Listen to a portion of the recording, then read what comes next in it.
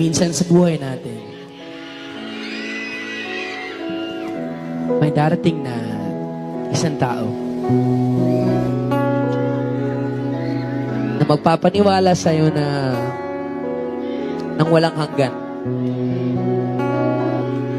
Isang tao na magpaparamdam sa'yo na kailanman hindi ka na mag-iisa. Yung taong sasabihan ka na ikaw lang, wala nang iba. Yung papangakuan ka ng hindi kita iiwanan. Pero naku naman,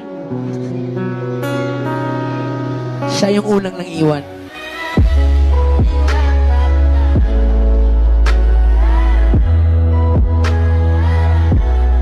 Monica, iniibig kita.